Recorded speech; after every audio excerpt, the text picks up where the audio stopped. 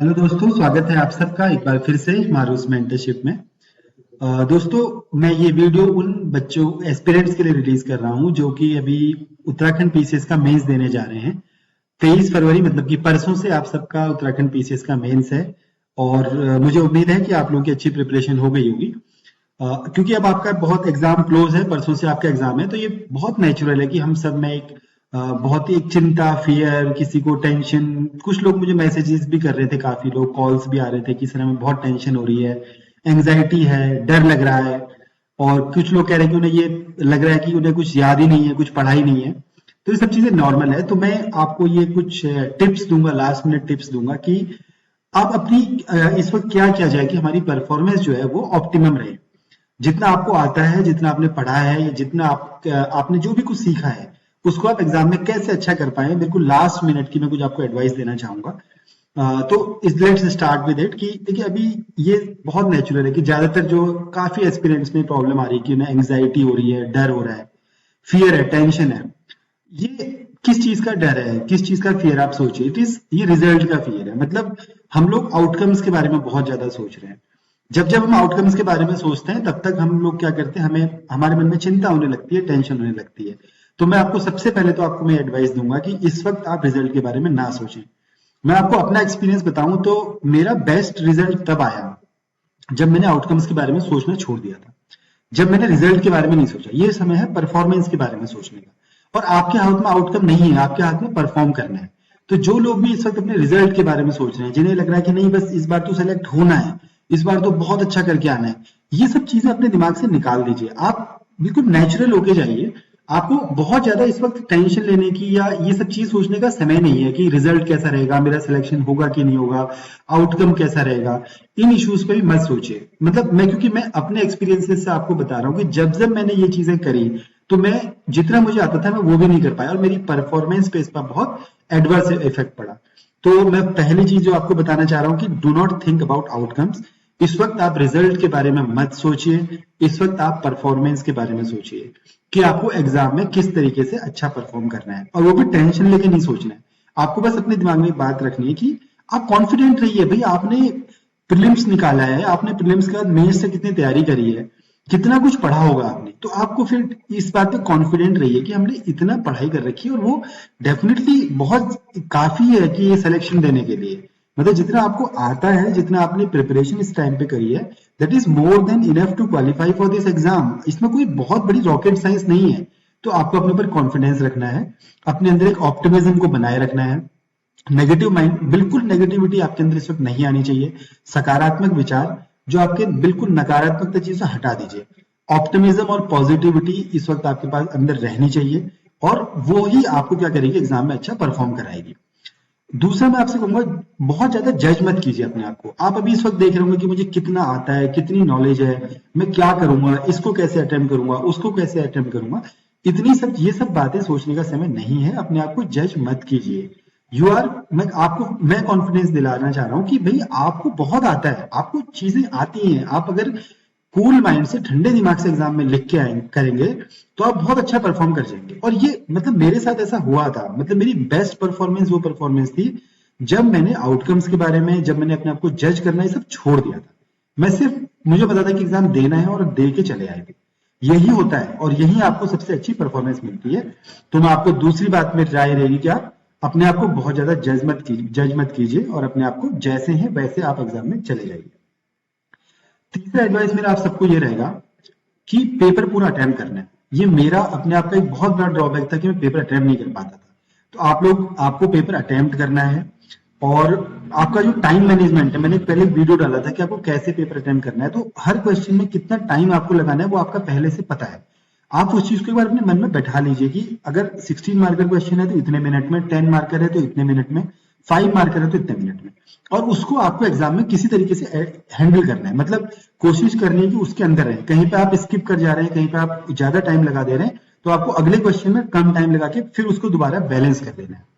तो बहुत जरूरी है कि आप अपने टाइम को ऐसे मैनेज करें कि आपका एग्जाम में पूरा का पूरा पेपर अटेम्प्ट हो जाए।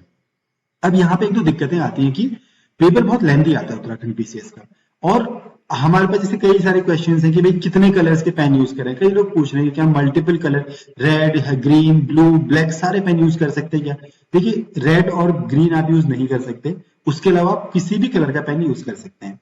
लेकिन एडवाइजेबल ये रहेगा कि आप बहुत ज्यादा कलर्स के पेन यूज मत कीजिए, क्योंकि आपका पेपर बहुत लेंथी और पेपर छूट जाएगा। तो आपको करना क्या है कि आप मैक्सिमम ब्लैक और ग्रीन, ब्लैक और ब्लू, दो कलर के पेन यूज कीजिए। और मैं तो वो भी नहीं करता था, मैं सिर्फ ब्लू कलर यूज करता था। क्वेश्चन नंबर भी ब्लू कलर से लिखता था, आंसर भी ब्लू कलर से लिखता था, डायग्राम, फिगर सब मैंने ब्लू कलर से बनाए। और ऐसा करने में मेरे को एक फायदा हुआ कि जो मेरा पेपर पहले बहुत ज्यादा छूटता था, बाद में वो कम छूटने लगा। तो ये आपको देखना है कि भाई आपकी स्पीड कैसी है। अगर आपकी स्पीड बहुत अच्छी, मतलब द बेस लाइन इज कि हमें पेपर पूरा अटेम्प्ट करना है, ये हमारा सबसे इंपॉर्टेंट चीज है, रादर देन की पेन कौन से यूज करने हैं। आपको पेपर अटेम्प्ट पूरा करना है, ये सबसे इंपॉर्टेंट चीज है। और मैं तो क्योंकि सिंगल कलर का पेन यूज किया, उसी से मैंने डायग्राम बनाए, उसी से फिगर बनाए, उसी से क्वेश्चन लिखा, उसी से आंसर लिखा। तो देर इज नो क्वेश्चन कि भाई पेन से फर्क नहीं पड़ेगा। क्वालिटी ऑफ क्वेश्चन जरूरी है और पेपर अटेम्प्ट करना बहुत जरूरी है। एक क्वेश्चन बहुत उठ रहा था कि बॉल पेन और जेल पेन कौन सा यूज करें। देखिए, एग्जाम का इंस्ट्रक्शन कहता है कि बॉल पेन यूज करें, तो कोशिश कीजिए कि एज मच एज पॉसिबल आप बॉल पेन ही यूज करें। लेकिन इतने आप कंफर्टेबल नहीं है और आपने इतने सालों से जेल पेन से ही लिखा है, तो आप जेल पेन भी यूज कर सकते हैं। उसके ना तो आपको उससे मार्क्स कम होने, ना आपकी कॉपी को भी रिजेक्ट करने वाला है। तो अगर आप उसमें कंफर्टेबल हैं तो आप जेल पेन यूज कर सकते हैं। लेकिन चूंकि एडवाइस है कि भाई आप बॉल पेन यूज करें, तो अगर आप उसे कर सकते हैं तो बहुत अच्छा रहेगा कि आप बॉल पेन का यूज करें। इसके अलावा मैं आपको कुछ और चीज बताऊंगा कि हाँ, मतलब किसी ने मुझे लिखा था कि ऐसा लग रहा है कि हम सब भूल गए। तो आप भाई सबसे बेस्ट स्टेज हो, जिसे ऐसा लग रहा है कि भाई उसे कुछ नहीं आता और वो सब भूल चुका है, तो that is the best stage. आज के बाद, आज 21 तारीख है, आज के बाद आप भूल जाइए कि आपने हिस्ट्री में क्या पढ़ा, ज्योग्राफी में क्या पढ़ा, साइंस में क्या पढ़ा, पॉलिटी में क्या पढ़ा। आप अब जो लिख के आएंगे वो आपकी अपनी ओवरऑल नॉलेज को एग्जाम में लिख के आएंगे। कहीं पर भी ऐसा नहीं करना कि मतलब आप हिस्ट्री को साइंस में लिखेंगे, साइंस को आप ज्योग्राफी में लिखेंगे, इकोनॉमी को कहीं लिखेंगे, हिंदी को आप पॉलिटी में लिखेंगे। जैसे मैं आपको एग्जाम्पल दे सकता हूँ, अगर हम पॉलिटी में फेडरलिज्म का कोई क्वेश्चन कर रहे हैं, संघीय जो हमारी प्रणाली, अगर हम उसकी कोई क्वेश्चन लिख रहे हैं, तो आप उसमें राजभाषा परिनियमावली डाल सकते हैं। यूपीएससी की जब आप प्रिपरेशन करते हैं तो उसमें कभी ऐसा नहीं आता कि भाई राजभाषा परिनियमावली हम पढ़ते ही नहीं तो हम उसे फेडरलिज्म में कैसे डालेंगे। लेकिन क्या जो राजभाषा परिनियमावली है वो क्या फेडरलिज्म का पार्ट नहीं है? तो सोचिए, जो आप हिंदी में पढ़ रहे हैं उसका पॉलिटी में यूज कर सकते हैं। ऐसे ही जो आप करंट अफेयर्स को इकोनॉमी में आएगा ही आएगा, साइंस टेक को, जीआईएस को आप इकोनॉमी में यूज कर सकते हैं। उसी तरीके से साइंस को हम पॉलिटी में यूज कर सकते हैं। मतलब आपको क्या करना है, इंटरकनेक्टेड नॉलेज का यूज करना है। जितनी आपको कंप्लीट नॉलेज है उसको हर पेपर में पूरा पूरा डाल के आना है। ऐसे एक ऐसा टॉपिक है जिसमें आप हर जगह से यूज कर सकते हैं। तो आप जब हिस्ट्री का पेपर देने जाए तो अपने दिमाग से हिस्ट्री निकाल दें। आप ये मत सोचे कि आपने हिस्ट्री में जो पढ़ा है वही आपको लिख के आना है।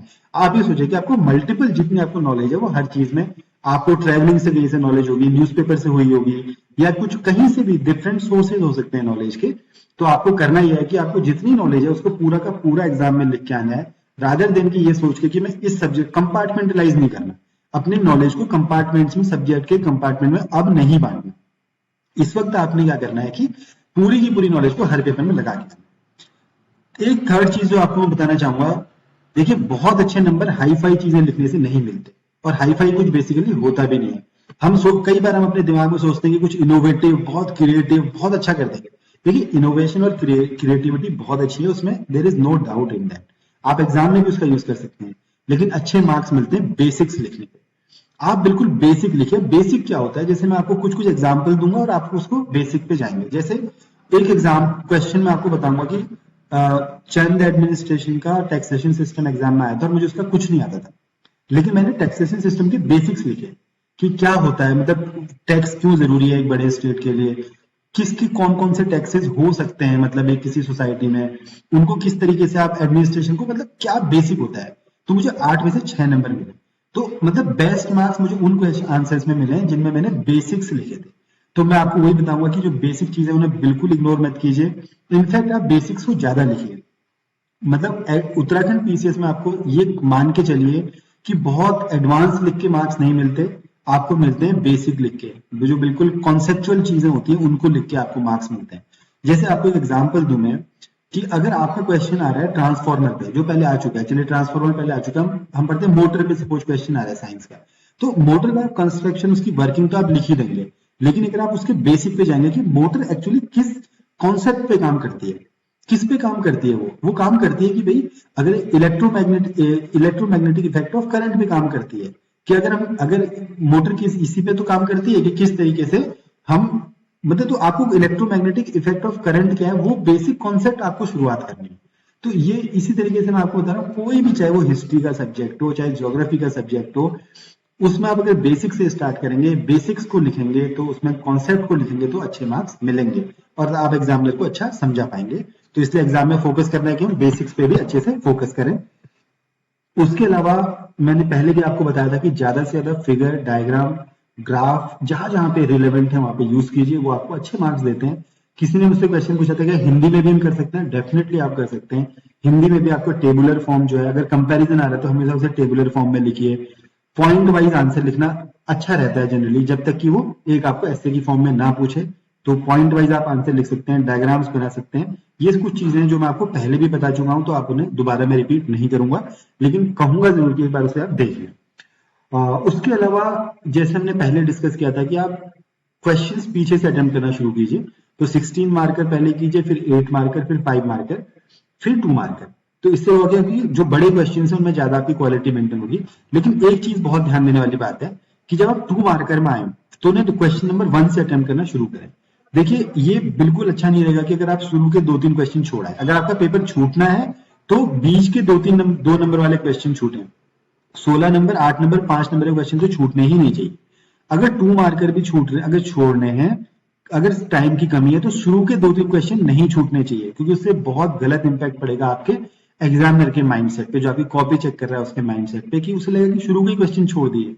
तो शुरू के क्वेश्चन बिल्कुल नहीं छोड़ने, नंबर 1। नंबर 2, शुरू के 3-4 क्वेश्चन में क्वालिटी भी कॉम्प्रोमाइज नहीं करनी। तो एक तो आप 8 नंबर, 5 नंबर, 16 नंबर में क्वालिटी कॉम्प्रोमाइज नहीं कर रहे हैं, और 2 मार्कर में जब आ रहे हैं तो शुरू के एटलीस्ट 3 या 4 क्वेश्चंस में क्वालिटी कॉम्प्रोमाइज नहीं करेंगे। उसके बाद थोड़ा बहुत क्वालिटी कॉम्प्रोमाइज हो जाए तो कोई फर्क नहीं, इतना ज्यादा फर्क नहीं पड़ेगा, लेकिन कोशिश करनी है कि शुरू में ही क्वालिटी को कॉम्प्रोमाइज ना करें। तो अगर आपने लास्ट के 20 मिनट रखे हुए हैं 2 मार्कर क्वेश्चन अटेम्प्ट करने के लिए, लास्ट के 20 मिनट 2 मार्कर के लिए, तो उसमें शुरू स्टार्ट कहां से करें, क्वेश्चन नंबर 1 से, 2 से, 3 से, 4 से, ऐसे करके आप करें और शुरू के 3-4 क्वेश्चन में अच्छी क्वालिटी के साथ लिखें। ये बहुत जरूरी है। उसके बाद एथिक्स के लिए कुछ लोगों ने पूछा था कि भी एथिक्स का पेपर कैसे अटेम्प्ट करेंगे। मैं आपको फिर रिपीट कर रहा हूं कि एथिक्स में पहले जो एथिक्स वाला पोर्शन है उसे शुरू के 1 घंटे में कर लें, 2 मार्कर को छोड़ दें, मतलब 16 मार्कर, 8 मार्कर, 5 मार्कर में जो एथिक्स के क्वेश्चन आएंगे उन्हें आप शुरू के 1 घंटे में कर लें। बाकी टाइम आप मैथमेटिक्स के लिए रख दें, क्वांटिटेटिव एप्टीट्यूड के लिए रख दें, और लास्ट के 20 से 25 मिनट फिर से 2 मार्कर के लिए, उसमें आप मैथ्स भी करेंगे और एथिक्स भी करेंगे, वो आपका सेम रहेगा। तो इस तरीके से आप कर सकते हैं। उसके अलावा कुछ चीजें एग्जाम में कई बार ऐसे हो जाती है कि अनएक्सपेक्टेड चीजें हो जाती है, तो उसे कैसे हैंडल करें। सपोज हमने पहले से एक टाइम फ्रेम डिसाइड किया है कि हम इतने इतने मिनट्स में क्वेश्चंस को करेंगे, और हम उससे वो हमारा टाइम ओवरशूट हो गया, या हम एग्जाम हॉल में देर से पहुंचे। या मैं एग्जाम्पल देता हूँ कि एक बार मेरे साथ क्या हुआ कि मैं एग्जाम हॉल में बिल्कुल सही टाइम पे पहुंचा, मतलब जस्ट पेपर जब स्टार्ट हो रहा था तभी पहुंचा, और जैसे ही मैं अपनी सीट पे बैठा था मेरी पूरी टेबल टूट के बिखर गई। अब आप सोचिए कि आपके पास सिर्फ 3 घंटे हैं और आपको पेपर देना, और आपकी टेबल टूट गई जिसमें आपको लिखना था। ये अनएक्सपेक्टेड चीजें होती हैं, और तो फिर क्या होगा, आपको डेफिनेटली गुस्सा भी आएगा, और मतलब टेंशन भी हो जाएगी कि देखो मेरा समय बर्बाद कर दिया ये। लेकिन इन सब ऐसे समय में आपको बिल्कुल काम डाउन रहना है, अपने पेशेंस को बनाए रखना है, अपने आप को शांत रखना है, क्योंकि इन अनएक्सपेक्टेड सिचुएशन को हैंडल करना भी जरूरी है। और ये हो सकती है एग्जाम में, मेरे साथ तो हुई थी, मैंने आपको बताया कि मेरी टेबल टूट के बिखर के गिर गई थी। तो लेकिन ये भी है कि उस क्वेश्चन पेपर में मुझे जितने मार्क्स मिले थे उतने मार्क्स मेरे आज तक किसी एग्जाम में नहीं आए। That was the best marks जो मैंने आज तक गेन किए थे। तो क्योंकि ऐसी अनएक्सपेक्टेड जो सिचुएशंस हैं उन्हें हैंडल करना बहुत जरूरी है। एग्जामिनेशन में लेट हो सकते हैं, या कुछ और इश्यूज हो सकते हैं, भाई गाड़ी नहीं मिल रही, या आपको कोई आने जाने का साधन नहीं मिल रहा, या कोई भी ऐसे अनएक्सपेक्टेड सिचुएशंस हो सकती हैं। उनको बिल्कुल ठंडे दिमाग से काम डाउन होकर हैंडल करना है, वरना आपका पूरा पेपर जो है उससे क्या हो जाएगा, अफेक्ट हो जाएगा। तो ये कुछ बेसिक चीजें, और सबसे इंपॉर्टेंट चीज मैं आपको बताऊंगा, कॉन्फिडेंट रहिए। भैया आपने बहुत पढ़ा है, आपने, कुछ लोगों ने यूपीएससी की तैयारी भी करी होगी, कुछ लोग केवल उत्तराखंड पीसीएस की प्रिपरेशन कर रहे होंगे, आपको नॉलेज में आपकी कहीं कोई कमी नहीं है। आप अपने आप को मतलब जज करने की जरूरत नहीं है। आज भी आपको मानिए कि इस वक्त आपकी नॉलेज में कोई कमी नहीं है, आपको सब कुछ आता है जो कि आप एग्जाम में एग्जामिनर आपसे पूछेगा। अगर आपको अगर कुछ चाहिए इस वक्त तो वो कि आप आपको इमोशनली कैसे हैंडल कर रहे हैं। तो अब जो एथिक्स के पेपर में इमोशनल इंटेलिजेंस पढ़ते हैं वो इस वक्त सबसे इंपॉर्टेंट है। क्या है कि देखो आपको अपने एंगर को, अपने इमोशंस को, अपने एंजाइटी को, अपनी चिंता को, टेंशन को, इस सबको कैसे मैनेज करेंगे वो बहुत जरूरी है। नेगेटिविटी को अपने ऊपर हावी ना होने दें। यदि आप में से कुछ लोग ऐसे हैं जिनके प्रीवियसली कई बार वो एग्जाम्स क्वालिफाई नहीं कर पाए, मेंस बार बार देते हैं, मेंस क्लियर नहीं हो रहा, या फिर इस टाइप की कोई आपको इश्यूज पहले हुए हैं, तो उनको अपने ऊपर हावी ना होने दें। देखिए मेंस एक बार ही निकलेगा, जब भी निकलेगा। तो अगर आप प्रीवियसली नहीं निकाल पा रहे हैं तो इस बार अच्छा करके आएंगे और निकल जाएगा। तो ऐसा तो नहीं है कि पहले नहीं निकला तो अब भी नहीं निकलेगा, ये तो इश्यूज नहीं है। तो आप इन चीजों को बिल्कुल मत सोचिए, और ये चीजें सोचने की इस वक्त है भी नहीं। इस वक्त बेसिकली आप एग्जाम में जाइए और अपना क्वेश्चन पेपर को अटेम्प्ट कीजिए। एक और चीज बताना चाहूंगा कि अब बहुत ज्यादा अभी से मत पढ़ना, मतलब ऐसा नहीं कि नए नए टॉपिक्स निकाल के अभी पढ़ रहे हैं या बुक्स पूरी बुक्स पकड़ के अभी भी पढ़ने में लगे हुए हैं। अब देखिए अभी इतना बहुत ज्यादा समय नहीं है। कल 22 तारीख को एक लाइट स्टडी कर लीजिएगा, थोड़ा बहुत पढ़ लीजिएगा हल्का फुल्का। एग्जाम के बीच में मत पढ़िएगा, और ये कोशिश मत कीजिएगा कि भाई पॉलिटी का एग्जाम है तो लक्ष्मीकांत लेके बैठे हुए हैं, हिस्ट्री का एग्जाम है तो आप लेके बैठे हुए हैं कि बिपिन चंद्रा पढ़ लें, ज्योग्राफी के एग्जाम के दिन सविंदर सिंह लेके बैठे हुए हैं या खुल्लर लेके बैठे हुए हैं। नहीं भाई, ये समय नहीं है कि अब आप पढ़ाई करने का बहुत ज्यादा अपने आप को स्ट्रेस में मत डालिए। अगले 4-5 दिन आप सोचिए कि आपको बस इतना पेपर ही इतना करना है भाई, हर दिन 2-2 पेपर होने हैं, 60-60 पेज या 50-50 पेज आपको लिखने हैं। उसके बाद ये हालत नहीं रह जाती कि भाई हम पढ़ें, और पढ़िए भी मत। और मैं तो फ्रेंकली बताऊं, जिस एग्जाम में मैं फाइनली सेलेक्ट हुआ इस बार वाले में, मैं क्या करता था कि एग्जाम के बीच में आधा घंटा सो भी जाता था, कि पहला एग्जाम दिया और उसके जो बीच में जो 3 घंटे का गैप होता है उसमें मैं आधे घंटे नींद निकाल लेता था। तो उससे मुझे सेकंड स्टेज में अपने आप को री एनर्जाइज करने में बहुत हेल्प मिलती थी। लेकिन जब आप सोए तो इस बात का ध्यान रखें कि नींद खुल जाए, पता चल रहा है कि हम सो गए और नींद नहीं खुली, तो मैं आधे घंटे के लिए बता के सोता था किसी को कि मैं सो रहा हूं, आप उसके बाद मेरे को आधे घंटे में उठा देना। तो मेरे पहले पेपर की जो थकान होती थी और जो मेंटल स्ट्रेस होता था ना, वो एकदम से खत्म हो जाता था। तो बहुत ज्यादा मत पढ़ें, जितना आपने पढ़ा है that is more than sufficient to clear this exam. अब मान के चले अगर आप यूपीएससी का आपने जिस दिन प्रीलिम्स क्लियर कर लिया था ना, उस दिन आप मेंस निकालने के लायक भी हो गए थे। तो इसे बहुत ज्यादा अभी पढ़ने की या सोचने की आवश्यकता नहीं है। अपने आप को रिलैक्स रखिए, काम डाउन रखिए, पॉजिटिव बनाए रखिए, ऑप्टिमिज्म बनाए रखिए, अपने ऊपर कॉन्फिडेंट रखिए। आपने इतनी पढ़ाई करी है, इतनी मेहनत करी है, क्यों नहीं आपको भाई आपका सही होगा? ऐसा हो ही नहीं सकता। अगर यहां पर कोई आप मिस्टेक करेंगे तो वो यही करेंगे कि आपका इमोशनल इंटेलिजेंस वीक हो सकता है, कि हम अपनी एंग्जाइटी को, अपने गुस्से को, अपनी टेंशन को कंट्रोल नहीं कर पा रहे हैं, अचानक से नेगेटिविटी हमारे ऊपर हावी हो रही है। तो उन सब चीजों को हटाइए, बी पॉजिटिव, हैप्पी रहिए, खुश रहिए, सब कुछ आपके फेवर में होने वाला है। The good times are ahead, अच्छा समय आने वाला है। पॉजिटिव रहिए, और मैं बता रहा हूं अगर हम जैसे लोग सब क्लियर कर सकते हैं, हम जैसे लोग पास हो सकते हैं, हम जैसे लोग इस एग्जाम को क्रैक कर सकते हैं, तो आप लोग भी कर सकते हैं। You are far far better than all of us, हमसे बहुत अच्छे हैं आप लोग। अच्छा होगा सब कुछ। बहुत ज्यादा रिजल्ट और आउटकम्स के बारे में मत सोचिए, बहुत ज्यादा ये भी मत सोचिए कि मुझे क्या आता है क्या नहीं आता है, मैंने कितना पढ़ा है। सब कुछ सही है, बस आप जाके एग्जाम दीजिए। काम डाउन, अनएक्सपेक्टेड सिचुएशंस को शांत मन से, शांत ढंग से हैंडल कीजिएगा। अच्छा खाना लें, हैवी फूड मत लेना भाई, चिकन विकन मत खाना है कुछ दिन, ऐसा हैवी फूड मत लेना। लॉट ऑफ फ्रूट्स इनको अपने फूड में लीजिए। कुछ लोग अपने एग्जाम घर से बहुत दूर एग्जाम सेंटर्स में जाएंगे एग्जाम देने, वहां पर वो कहाँ रहेंगे, क्या रहेंगे, ये भी उनके साथ इश्यूज हैं। लेकिन यही सब अनएक्सपेक्टेड चीजें जो आपको कंट्रोल में रखनी है। अल्टीमेटली वो जो 3 घंटे आपके एग्जाम में होंगे, बस वहां पर आप अच्छा कर लीजिएगा। उसके अलावा आपको कोई नहीं पूछ रहा कि आप क्या कर रहे हैं। जो लोग घर से बहुत दूर जा रहे हैं एग्जाम देने, उम्मीद है कि आपने अच्छी जगह रहने के लिए ले ली होगी। मेरे साथ एक बार ऐसा हुआ था कि मैं बहुत घटिया जगह रह गया था, तो मेरा एग्जाम उससे खराब होने की वो रही थी। तो मैं आपसे ये भी कहूंगा कि अगर आप घर से बाहर हैं, जैसे हल्द्वानी हरिद्वार आपका सेंटर है, तो कहीं ऐसी जगह रहिएगा जहां पर डिस्टर्बेंसेस कम हो, खाना आपको प्रॉपरली मिल जाए, चाय मिल जाए, पानी मिल जाए, ऐसी जगह पे रहने की कोशिश कीजिएगा। अगर आप लोग हल्द्वानी जा रहे हैं और कोई ऐसी दिक्कत है तो आप मुझे बता सकते हैं, I will definitely help you कि कहीं अच्छी जगह आपको कुछ मतलब एकोमोडेशन प्रोवाइड कराया जा सके। Rest, it is all about your mind set. यहां से ही सब कुछ फर्क पड़ेगा। आज के बाद आपकी नॉलेज, आपका क्या आपने पढ़ा है, आपका हार्डवर्क इतना मैटर नहीं करेगा जितना इस वक्त के बाद आपका क्या माइंड सेट है। क्या आप बहुत ज्यादा टेंशन में है तो नहीं है, क्या आप बहुत ज्यादा परेशान तो नहीं है। अगर ये सब चीजें होंगी तो आपके एग्जाम में फर्क पड़ेगी। तो क्या क्या करना है, मैंने फिर बता रहा हूँ, ऑप्टिमिज्म मतलब सकारात्मक विचार दिमाग में लाने, नकारात्मकता खत्म। ऑप्टिमिज्म, हैप्पीनेस, खुश रहना है, खुश रहने की कोशिश करनी है। एंग्जाइटी को पूरी तरीके से खत्म नहीं किया जा सकता, लेकिन उसको अपने ऊपर हावी नहीं होने देना है। हैप्पीनेस बने रहिए, अपने फ्यूचर के लिए पॉजिटिव ऑप्टिमिस्टिक रहिए और कॉन्फिडेंट रहिए। आपने जो पढ़ा है उस पर विश्वास रखिए। पेपर पूरा अटेम्प्ट करना है, टाइम मैनेजमेंट बहुत जरूरी है, रिलैक्स रहना है, अनएक्सपेक्टेड सिचुएशंस को हैंडल करना है, किसी के साथ वायलेंट नहीं होना, किसी के साथ लड़ाई झगड़ा नहीं करना इस वक्त।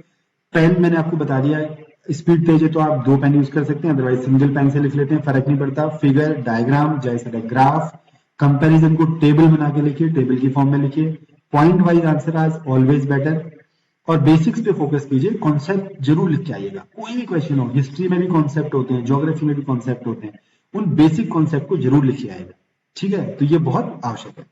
तो अंत में आप सभी को बोलूंगा ऑल द बेस्ट। आपने बहुत अच्छी मेहनत करी है, ये आप लोग बहुत अच्छा परफॉर्म करेंगे। All the best from my side, best wishes. आपके साथ भगवान का आशीर्वाद है, आपके पिता माता पिता का आशीर्वाद है। आप अच्छा करेंगे। All the best, good day.